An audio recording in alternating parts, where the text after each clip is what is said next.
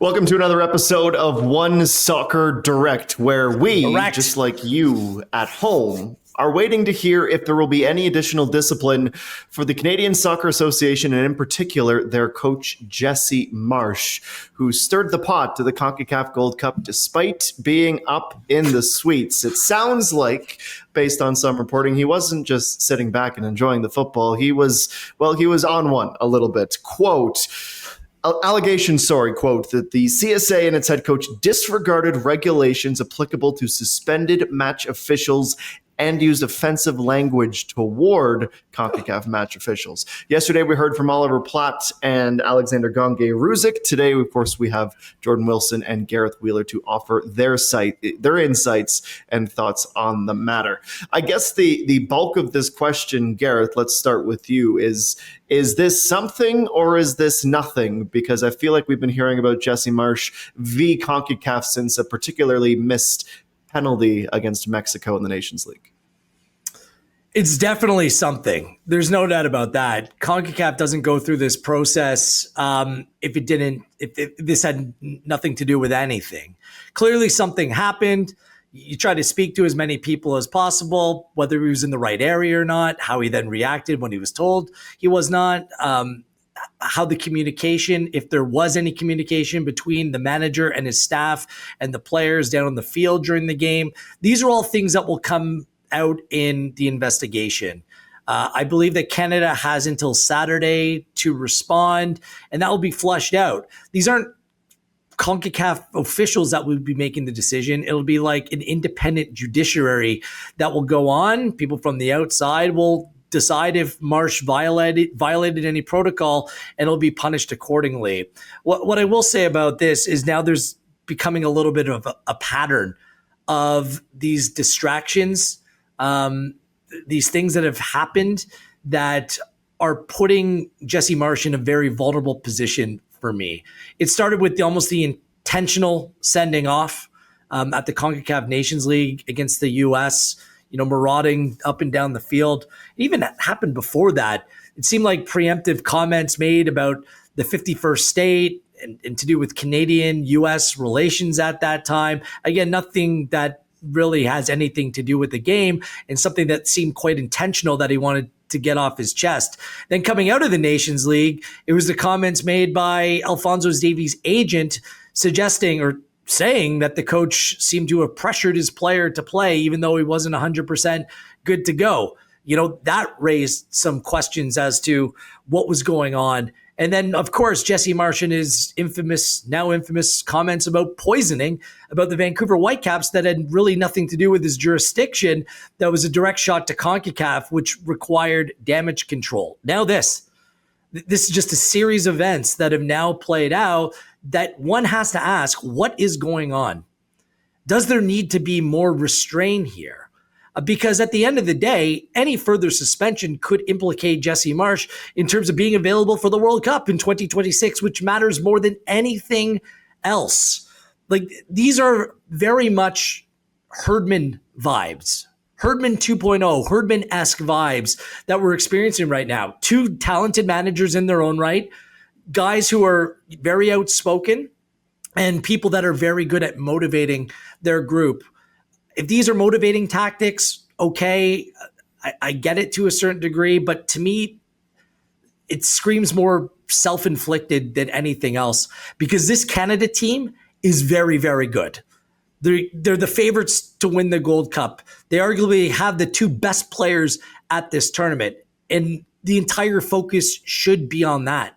So Canada right now, what they need more so than anything else is a head coach, not a spokesman or not a motivator. They just need a head coach right now to bring out the best of this team. And all of this other noise is just, quite frankly, it's completely unnecessary. And I think it just distracts from the project right now.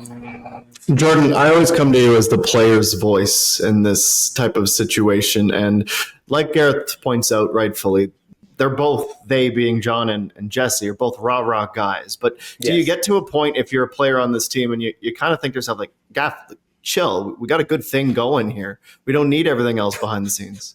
Yeah, no, honestly, I hope as well the players literally say it the same way that you did. Like, Gaff, just chill, bro. Like, it's not that deep. But honestly, that's what sticks out to me. Is like you get to a point as a manager, do you want to prove your point and be right? Or do you want to be with your team in the trenches when it really matters? Like, when I look at Canada play, they did an excellent job the other night against Honduras. Curacao, you could expect to win. At least I'm already putting that one in. I don't even care so much about these matches. I know they're going to make it out the group. Mexico, US winning something, you need Jesse Marsch on the sideline and you don't need that extra noise. So I'm at a point I can understand like where you maybe feel hard done by in certain moments, but you have to pick your battles. Like you can't take everything on. The prime focus is this team and progressing in this tournament. So as a former player, I could almost speak for current players as well. You want to focus on what you can actually affect, and that is the game and what happens on the pitch. All the extracurricular, it's good to a point, but I think we reached a point where it's become too distracting and just focus on what's happening.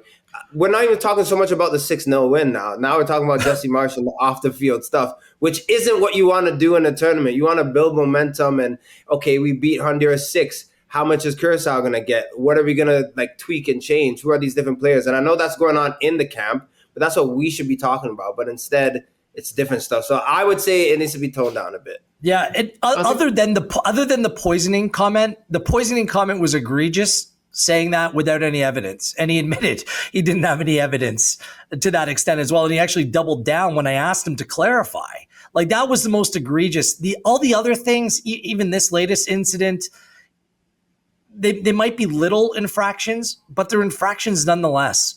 And it seems like right now it's death by 1,000 cuts. And that's not how you want to continue to proceed. You want to build momentum, not strip it away, slice by slice, completely unnecessary. None of this really has anything to do with the players and how they're playing on the field. And this team is really, really good and has sky high potential. So let's try to keep the focus there. Like, yeah, it's just, yeah, that's where I stand on this. Yeah, I think there's a lot of people who think that, and rightfully so. But Jordan, I guess the follow-up to that is you might think it's a distraction or maybe it's a little over the top, but is there justification for this from Jesse Marsch? It could be deeper. Like, we don't know the ins and outs, but there's obviously there's a pretty obvious, thank you for that, Adam. There is certainly an obvious moment that we can look to and say, hey, yes, missed penalty. Everyone agreed that it was ridiculous. VAR missed it. Ref missed it. That gets under your skin, especially in such a big game.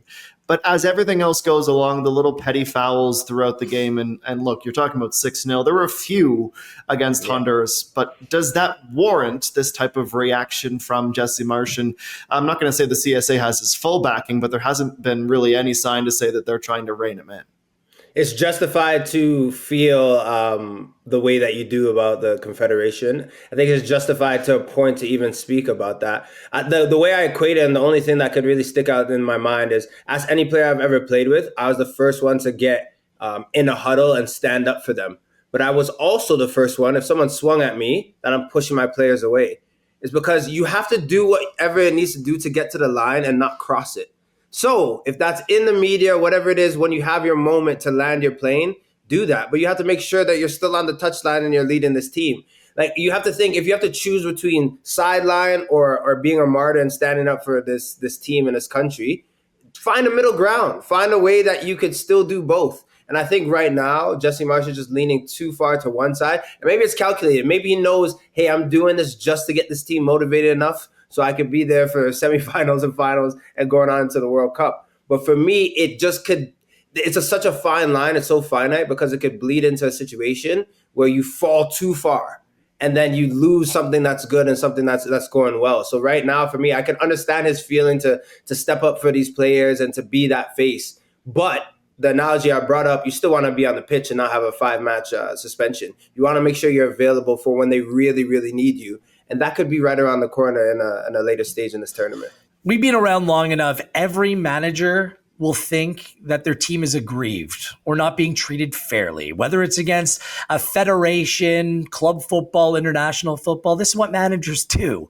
They think the world is against them. And to a certain extent, from their perspective, you understand why they then go out and campaign for change or air their grievances. Most of the time, however, these things are done behind the scenes. And in this circumstance, when CONCACAF is already very well aware there's a fresh wound based upon the poisoning comments, it's the equivalent of a player being on the field with a caution. They understand that they might need to take it easy to a certain degree. Do your campaigning or your complaining behind the scenes. That's how you get things done. But on this issue that some, not many, but some have projected that CONCACAF has bias or beef with Canada or Marsch, it's absolutely ridiculous. The president of CONCACAF and one of the vice presidents are Canadian.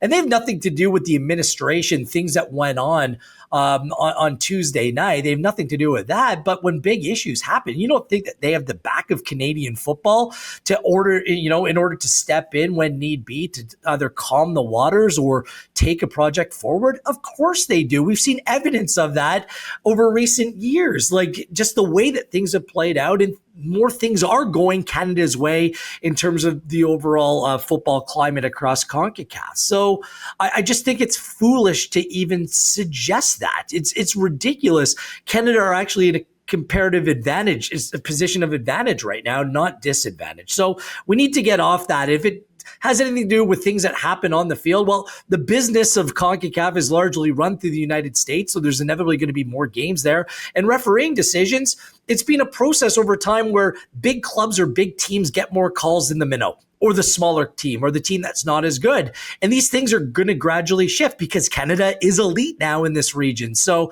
a lot of that conversation, the woe is me, it needs to stop. Find something else to motivate you or fire you up if need be, because any sort of perceived bias, that just simply is not the case.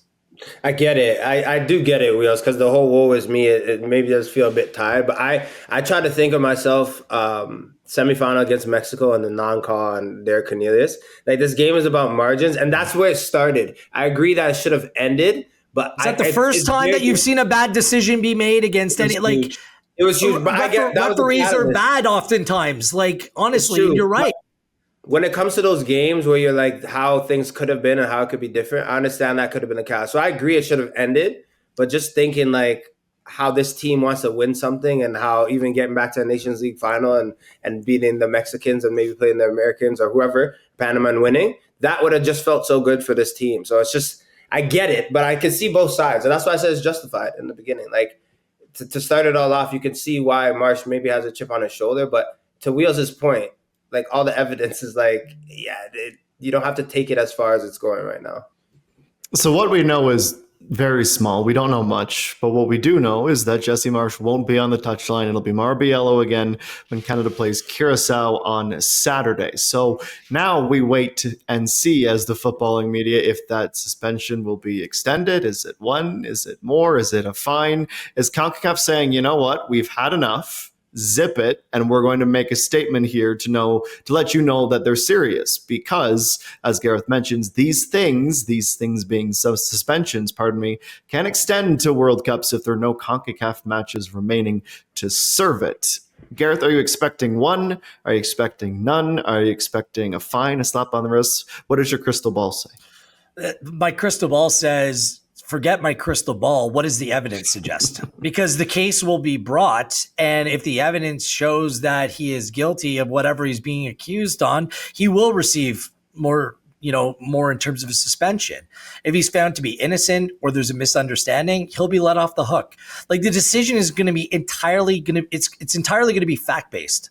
And that's a good thing here. If Jesse Marsch has nothing to hide, or if he did nothing wrong, then he will not get punished. So the proof will be in the pudding, what CONCACAF brings to the table and what that response looks like from the Canadian Soccer Association. Regardless, if he's suspended or not, it has to be message delivered. Like, this just cannot continue.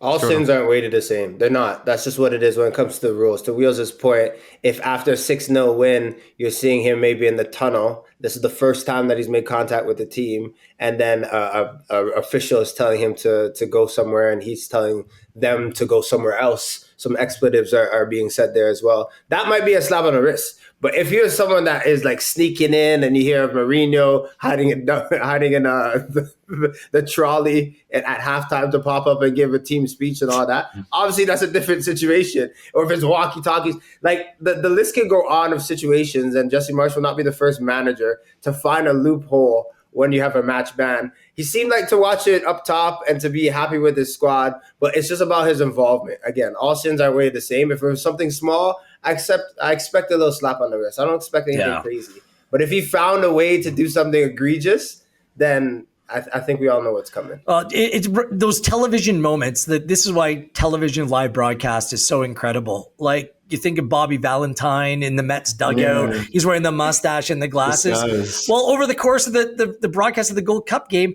they showed Jesse Marsch in a booth with his technical team. That's at least how it looked. Perhaps there's another explanation, but that is not permitted. That is not actually allowed. You're supposed to stay in a certain area completely away. You'll be watching from the stands, but I don't know how much that moment maybe kind of rang some alarm bells, and then there could have potentially been a reaction. But oftentimes the camera catches you and then might produce some evidence. I don't know. I was not there.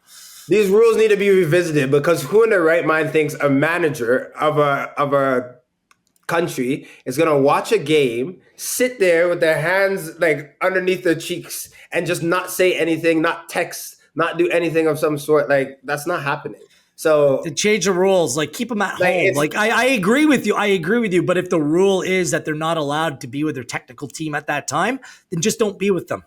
You know, look, I've seen situations, and I'm not going to rat out anyone, where like there's people calling managers on the sideline and like letting it know, and like people can look at the history of places I've played and figure out where it was.